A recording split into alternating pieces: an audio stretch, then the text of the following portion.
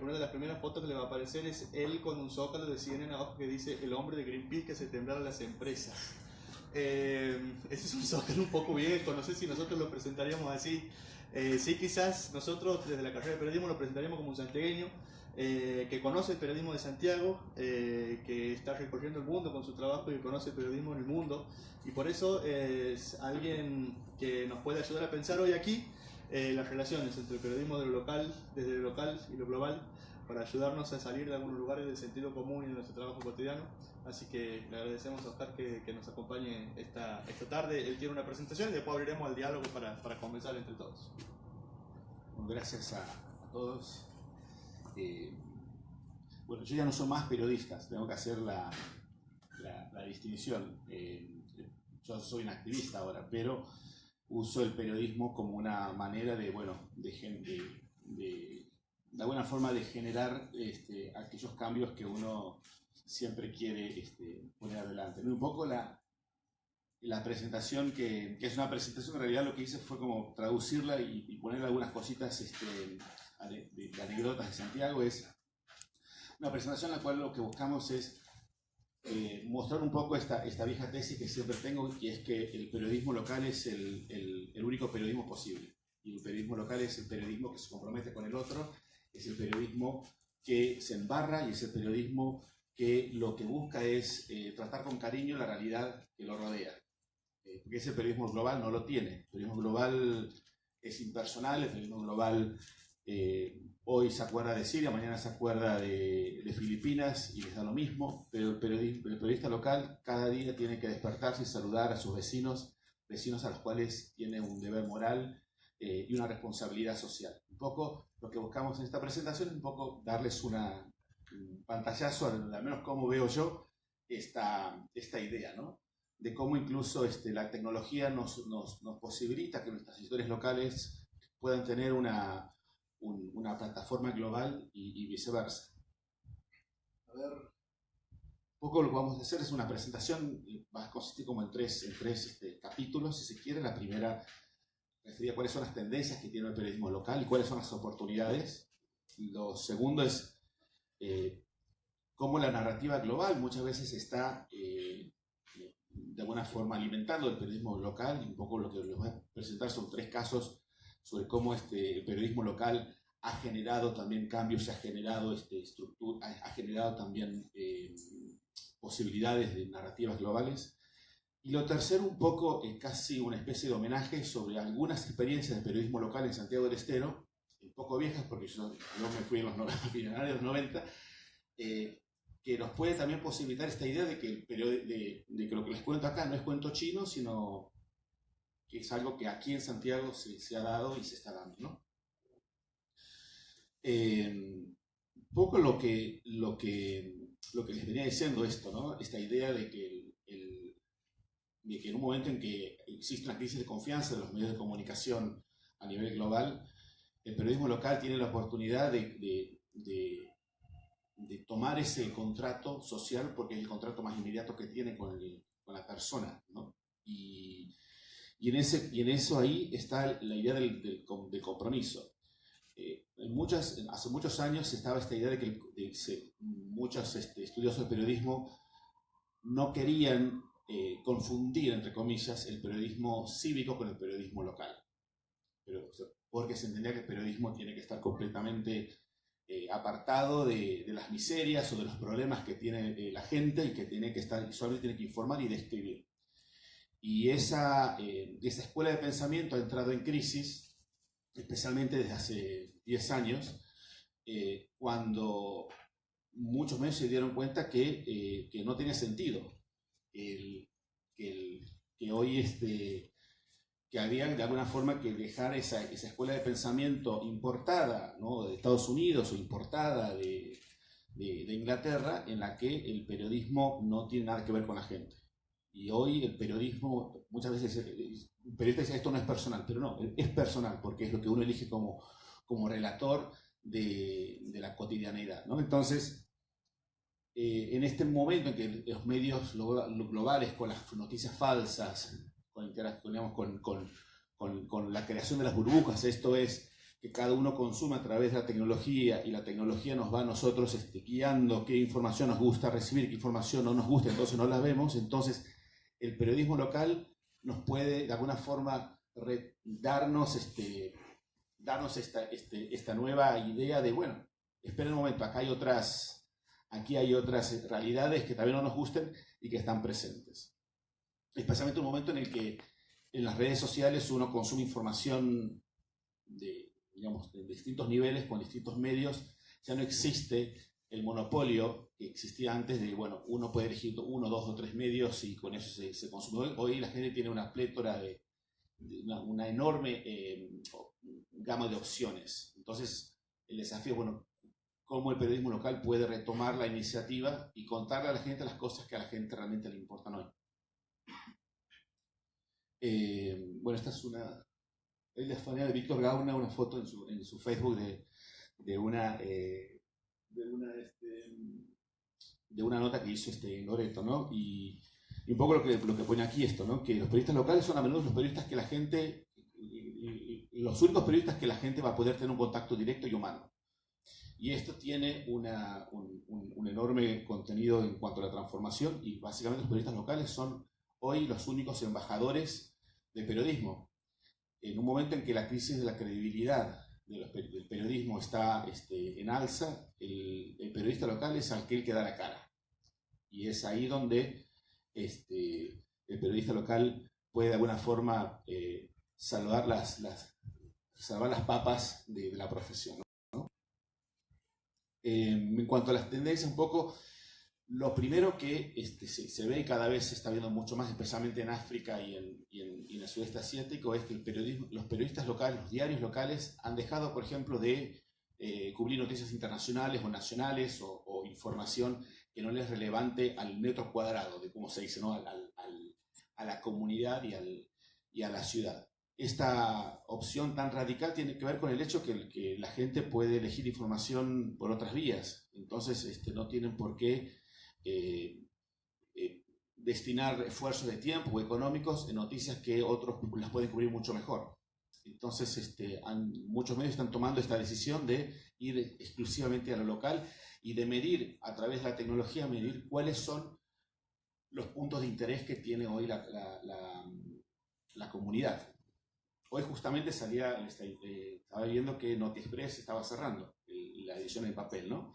Bueno, entonces creo que la pregunta que nos tenemos que hacer hoy es, bueno, en esta crisis de los medios locales, en donde está obviamente también atravesada por la crisis económica, la pregunta que nos tenemos que hacer es, ¿qué otra cosa el medio periodístico pudo haber hecho para evitar su cierre?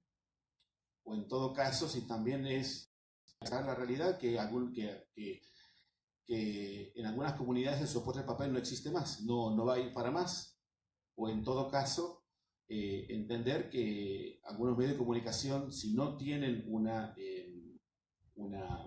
mirada más profunda sobre cuál es el contenido que la gente necesita, bueno, su existencia está en el peligro. No sé el caso de NotiExpress, no sé si fue una decisión editorial o qué es lo que sucedió allí, pero creo que también muchas veces estas noticias nos dan esta idea de que el periodismo en papel está en crisis, pero bueno, en muchos otros países, especialmente en África, que la situación económica no es mucho mejor que en Argentina, los diarios en papel tienen relevancia porque tienen una pregnancia y un vínculo profundo con su comunidad, en la cual la comunidad se siente comprometida con el sustento del diario. Entonces, esto creo que tiene que ver con el hecho de que los medios de comunicación locales tienen un compromiso con la información local y con la calidad de la información local. Lo segundo, esto es lo que habíamos hablado, ¿no? De que el periodismo local es un periodismo para embarrarse, un periodismo en el cual aislarse es casi esquizofrénico. Y ahí lo que tenemos que pensar es justamente que hoy los medios no tienen que hablar de la verdad, ¿no? O sea, muchas veces hablaba esto de que nosotros estamos transfiriendo la verdad, y muchos medios están están siendo mucho menos ambiciosos, están hablando de cómo abrir una conversación en la que en esa conversación no hay siempre distintos argumentos en la mesa. Bueno, ¿cuáles son esos argumentos? ¿Cuál es esa conversación? ¿Hacia dónde va esa conversación? Y por otro lado, también en muchos medios, ¿cuál es la intención de esa conversación? Esto es, algunos medios pueden decir, bueno, yo tengo esta agenda y yo apoyo esta agenda, y de hecho muchos medios están yendo a esa dirección de presentarse como medios de comunicación que tienen determinados propósitos, ¿no? La defensa de la democracia, o la defensa del medio ambiente, o la defensa de los derechos humanos, y son explícitos en ello. Esto es ya una tendencia más operativa, si se quiere. Lo que también estamos viendo es que hay una profunda transformación de los periodistas. Hace más o menos 10 años todavía existía esta división entre el periodista de la gráfica y el periodista de las redes. Hoy vamos a ver una transformación mucho más profunda, y de aquí a 10 años vamos a ver periodistas que, por ejemplo, sean periodistas de datos, o periodistas que entiendan la métrica, o periodistas que en el mismo día hagan todo, que hagan el video, que hagan la foto y que hagan el texto. Y que hagan no solamente la información de ese día, sino que además que generen también información de contexto para el día siguiente. Entonces vamos a ver una profunda transformación del periodista en su práctica diaria. Y aquí también un desafío, ¿no? Bueno, cómo producir información que sea de calidad cuando tenemos menos periodistas, menos presupuesto y más información. Y aquí después les quiero hacer un pequeño paréntesis sobre cómo muchos periodistas están de alguna forma enfrentándose a estos desafíos, donde hay más trabajo y menos plata, diciéndolo así en términos más básicos.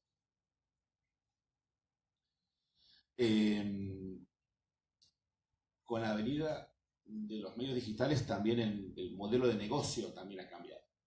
Y aquí hay muchos medios cerraron en los últimos 15 años, cuando fue básicamente la gran transición, ¿no?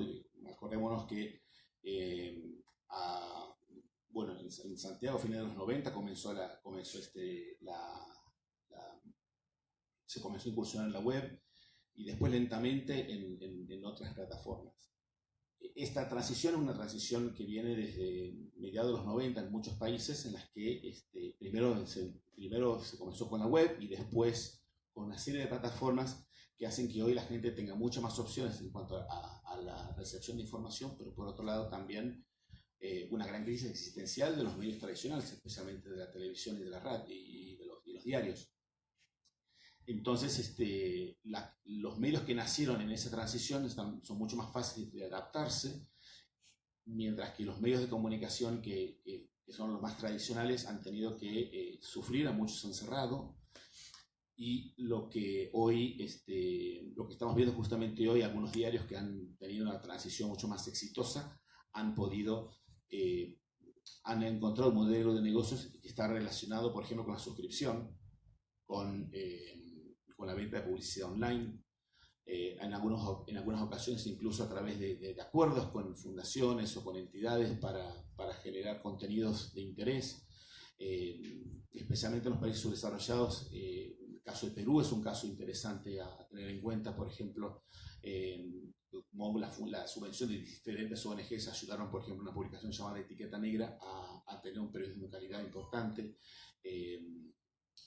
Los casos, por ejemplo, en Siria también muchas radios tienen financiamiento ilegal, porque obviamente las ONG no están permitidas en Siria, y generan periodismo de calidad, un periodismo de investigación y un periodismo que ha tenido premios internacionales por la profundidad de sus contenidos, ¿no? Entonces, hoy los medios de comunicación que quieran sobrevivir a la edad digital van a tener que tener una combinación de todas estas estrategias de ingresos, porque ya no es, el negocio no va a ser tan simple: ya estoy yo vendo publicidad y con la publicidad le pagamos a los periodistas. Esto ya no va a ser más así.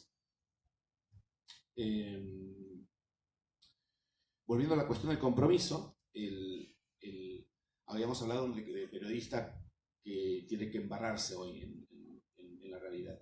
Y también otro dato que también no está pasando desapercibido es que los medios de comunicación están plantando banderas. Por ejemplo, el diario The Guardian dijo, bueno, el cambio climático es una prioridad. Entonces, es una discusión que hay que seguir dándola, no si el cambio climático es real o no, sino cómo enfrentamos la crisis del cambio climático, especialmente en un tema que durante los últimos 20 años la industria de los combustibles fósiles ha tratado de embarrar la cancha con científicos comprados. Lo que estamos viendo justamente es que muchos medios están tomando partido. La cuestión de la violencia de género. Por ejemplo, diarios en Rusia están diciendo, bueno, de ahora en más vamos a cubrir esto de tal forma que le demos contexto y que generemos educación. O sea, los diarios están tomando hoy partido por temas que antes eran controvertidos, hoy están tomando posiciones concretas. Y creo que, bueno, esto es básicamente lo que está pasando en los medios más bien locales, ¿no? Y en este contexto, uno se pregunta, ¿qué es lo global o qué es lo local? ¿No? Y hoy es una pregunta bastante espinosa, y yo no voy a entrar en esa discusión, porque me parece una discusión bastante teórica y creo que no tenemos tiempo para ello, pero lo que les quería contar ahora es algunas experiencias, al menos desde mi lugar, sobre cómo esas experiencias de periodismo local han tenido repercusión internacional para generar cambios concretos. Esto pasó en Miami. A ver si lo puedo abrir un poco más. ¿Cómo se hace?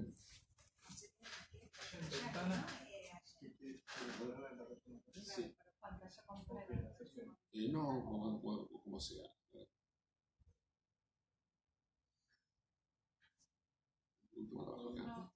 Ahí arriba en el menú ventana.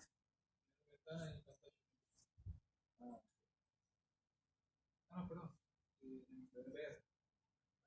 Pantalla completa. Pero después no esto pasó a mediados de febrero. Salía de ver una película llamada, no sé si acá sería 3 carteles para un crimen, así se llama, ¿no? 3 carteles para un crimen, o 3 anuncios para un crimen.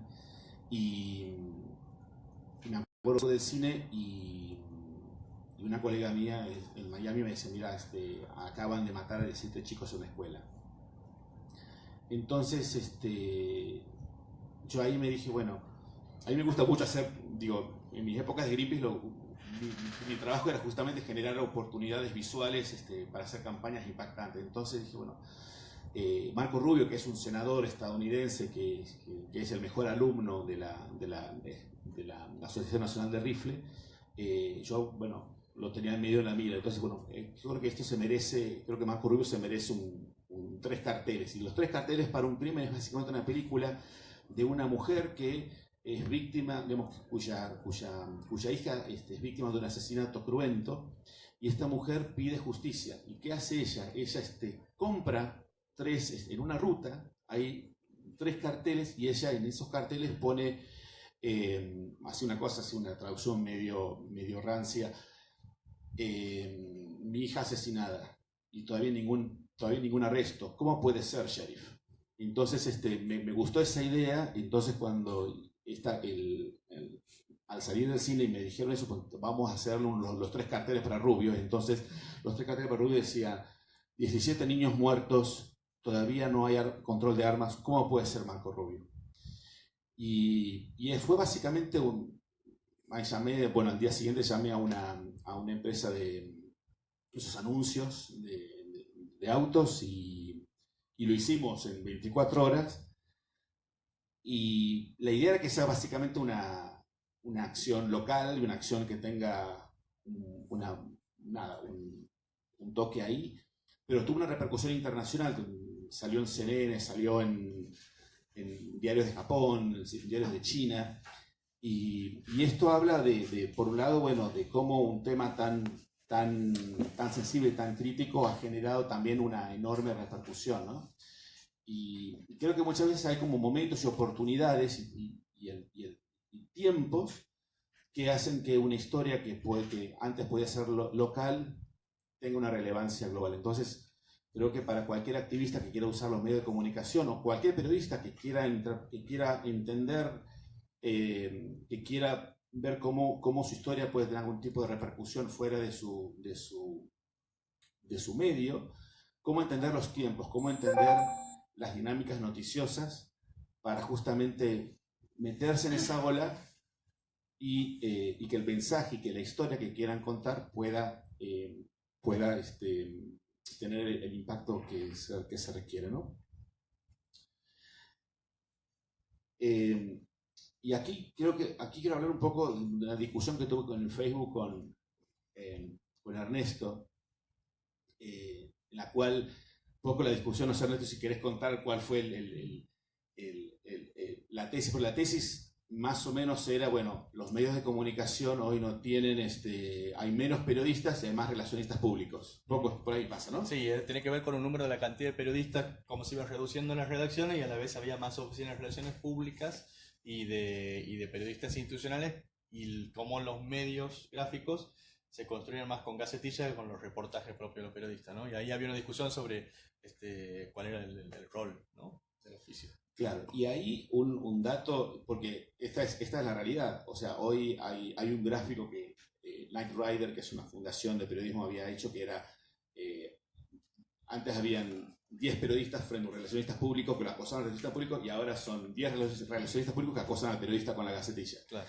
Y esa es bueno, y ahí está justamente la calidad, o sea, que los periodistas somos simplemente menos receptores de gacetillas que publicamos de forma acrítica, o en todo caso cuál es el rol del periodista.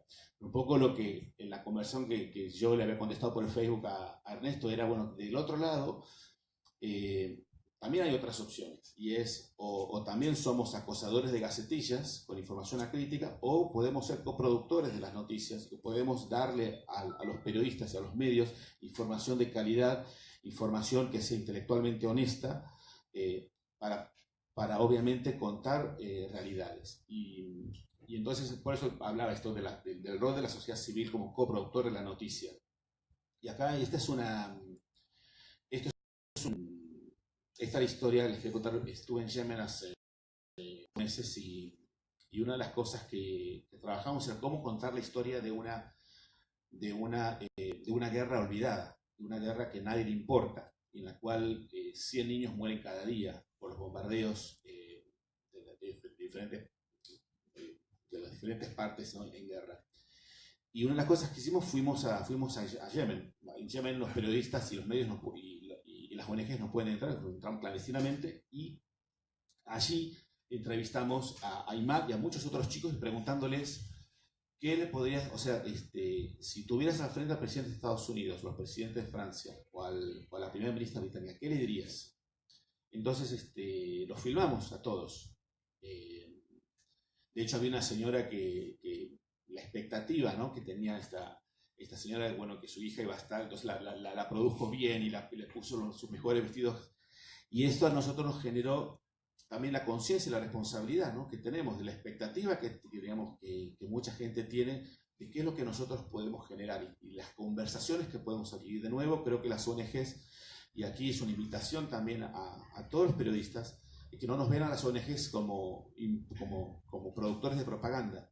En muchas ocasiones, y esto es un video que no lo voy a poder pasar ahora, pero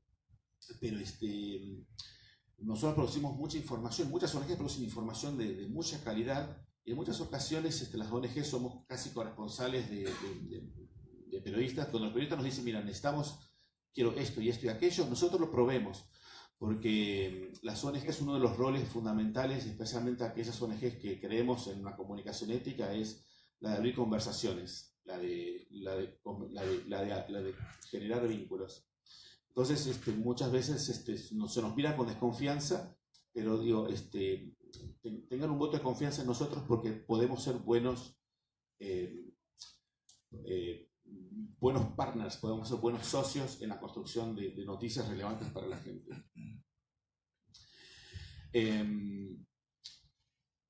Esto es en Palestina, esto es en una localidad llamada, es una montaña llamada Jabal al-Baba, que significa la montaña del Papa. Y es en un lugar que está justo en Betania, está a 15 minutos de la tumba de Lázaro. Y es una montaña que fue, un territorio que fue donado por el rey Hussein de Jordania antes que Israel ocupe esa zona, al Papa Pablo VI.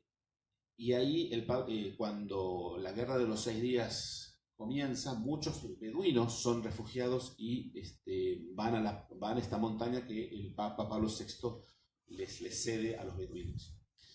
En estos momentos, teniendo en cuenta la situación que hay en Israel, donde hay muchos asentamientos ilegales que están ocupando áreas, una de las cosas que esta comunidad está haciendo es tratando de resistir al avance de los asentamientos ilegales. Una de las cuestiones que para nosotros fue importante en el apoyo a esta comunidad es una noticia muy, muy local, pero tiene repercusiones globales inmensas, porque en el lugar donde está esta localidad es casi como el corredor entre la parte sur y la parte norte de Cisjordania, que es una parte fundamental de Palestina. Entonces, si esa parte se corta a través de los asentamientos ilegales, la solución de los dos estados, que es básicamente una discusión internacional importante, colapsa. Entonces, ¿cómo puede ser justamente que esta comunidad tan pequeña sea la llave básicamente de la paz mundial, puedo decirlo de esa forma, ¿no? Entonces, lo que hemos trabajado mucho fue en cómo generar visualmente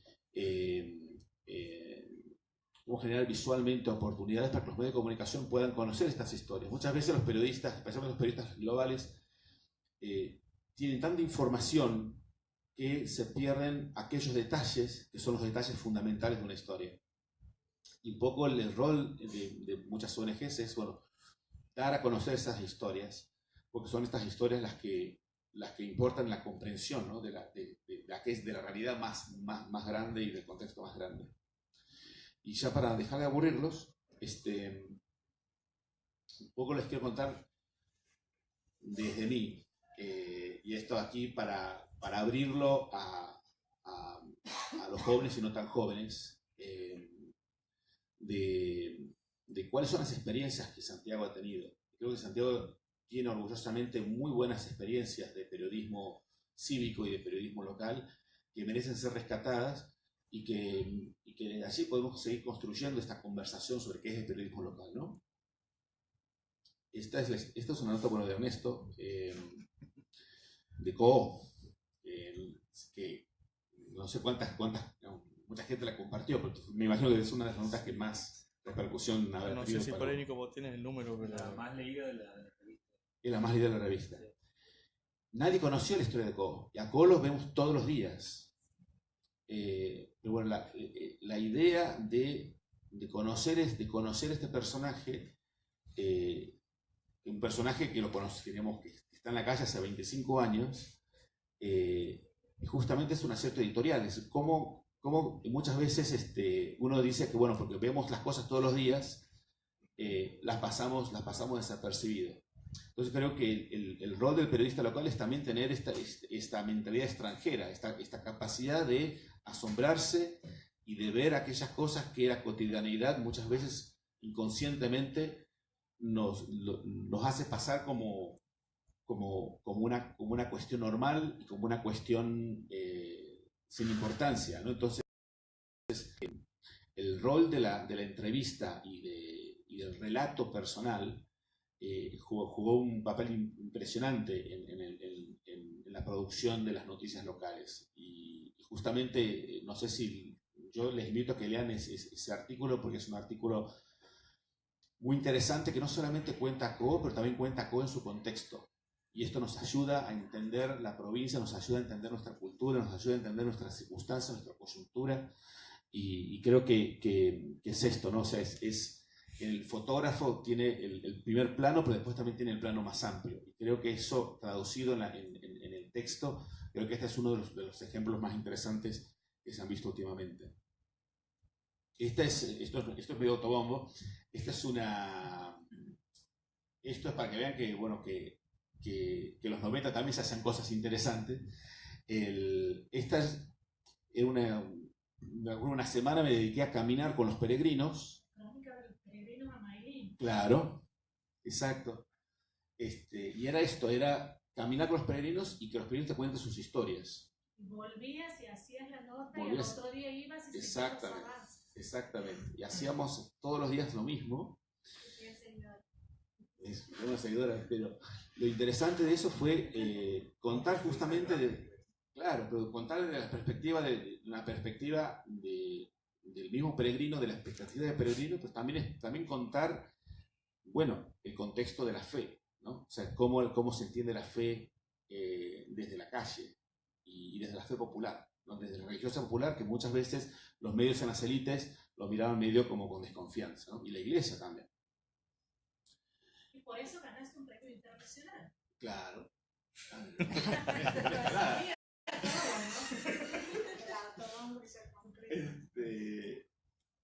Pero bueno, porque creo que y aquí el rol de la fotografía, por ejemplo, ha jugado un papel fundamental, porque en ese momento tampoco teníamos, no había web, no había video, o sea, el fotógrafo tenía que estar mucho más presionado a tomar la esencia de la imagen, porque la experiencia del lector era mucho más pobre en ese momento, ¿no? Esta es la columna, bueno, es ahí también vemos también, ¿no? Cómo las revistas en Santiago han jugado también un papel fundamental en el periodismo de investigación, en descubrir aquellas historias que estaban medio ocultas y cómo se rescataron esas historias. El rol de las radios comunitarias en los 90, cuando comienza la desregulación, hay muchas radios comunitarias. Hay un caso en 1996 cuando los trabajadores municipales en Choya hacen una huelga de hambre. Y después en Choya empieza una serie de huelgas de hambre de distintas reparticiones municipales y eso se traslada después a Frías y a otras localidades, y el tema estuvo ignorado por los medios tradicionales por al menos 2 semanas. El rol de las radios comunitarias en ese momento, que empiezan a hacer dúplex, empiezan a comunicarse entre ellas y empiezan a cuentan la historia del movimiento, un movimiento de protesta frente a la injusticia laboral, ¿no? Y esto genera incluso que la iglesia también se sume a estas huelgas de hambre, ¿no? Y termina después a los medios de comunicación locales, los diarios empiezan ahí a retomar esa protesta, incluso tomando como fuente a las radios locales, porque las radios locales tenían los contactos y tenían la confianza que muchos periodistas de los diarios no tenían con los trabajadores. Y este fue un llamado de atención a los medios de la capital de que, bueno, que las cosas que pasan en el interior importan y que hay que prestar atención. Y después tres experiencias también interesantes. Una fue la cobertura Usted Decide, que fue una cobertura que el Liberal hizo en 1995, creo que fue antes de la elección de Juárez, en la que el Liberal tuvo la decisión editorial de publicar cuáles eran las propuestas. Me acuerdo que no sé si era Juárez, que no mandó ninguna. Que salió en blanco. Y salía en blanco, exacto. Sí. Salía en blanco. Después sabemos cuál fue el resultado electoral, pero creo que el efecto psicológico que se obtuvo dentro de muchos periodistas fue, bueno, esto no sirve. Y yo creo que sí, que sirvió, creo que fue una experiencia importante y creo que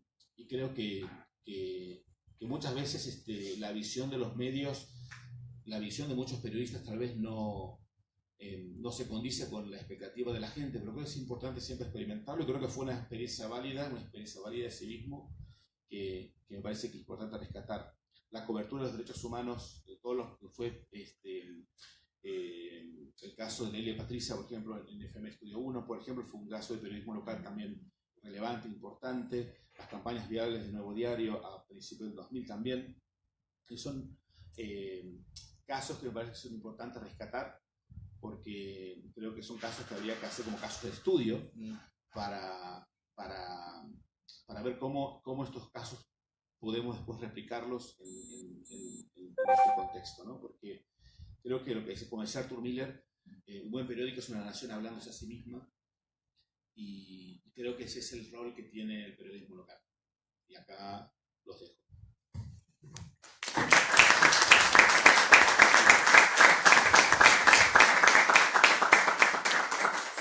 Bueno, la idea es abrir un poco el diálogo, aprovechar la mirada de Oscar, que de paso también nos ha hecho recuperar algunas cosas de nosotros mismos, que a veces cuando las tenemos tan encima, ¿no? No las vemos, que pasa así tan rápido los estudios de caso, sobre todo para los que están pensando en sus tesis, ¿no? Importante tomar apunte aquí. Pero nada, abrimos las preguntas, preguntas o comentarios para hacer el intercambio. Tenemos hasta las 8 que tiene Oscar un asado. O sea, tenemos casi 50 minutos para conversar. Y un poquito.